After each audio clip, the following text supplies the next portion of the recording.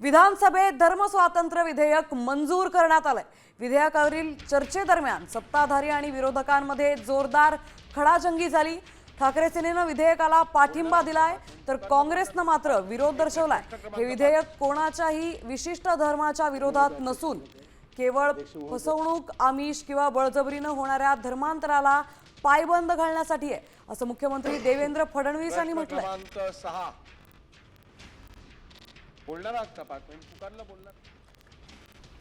जबरदस्तीनं धर्मांतर दखलपात्र आणि अजामीन पात्र गुन्हा। धर्मांतरित व्यक्तीच्या रक्ताच्या नातेवाईकाला तक्रार दाखल करता येणार। धर्मांतराविरोधी तक्रार नोंदवून घेणं पोलीस अधिकाऱ्यांसाठी बंधनकारक। तर जबरदस्तीनं धर्मांतर करणाऱ्याला 7 वर्षांची कैद आणि 5 लाखांचा दंड। पुन्हा गुन्हा केल्यास व्यक्तीला किंवा संस्थेला 10 वर्ष कारावास आणि 7 लाखांचा दंड।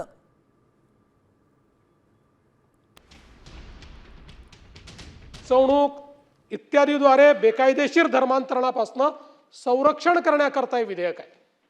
त्यामुळे कोणी धर्मांतर करू नये याकरता हे विधेयक नाही, तर फसवणूक, बळजबरी किंवा तत्सम बाबींकरता आणि त्या माध्यमातून होणारं धर्मांतर हे त्यापासून नागरिकांचं रक्षण झालं पाहिजे याकरता हे विधेयक या ठिकाणी आणलेलं आहे। याच्यामध्ये मग अपराध जर घडला असेल तर त्याच्या शिक्षा दिलेल्या आहेत, ज्याच्यामध्ये 7 वर्ष कारावास आणि 1 लाख रुपये दंड आहे।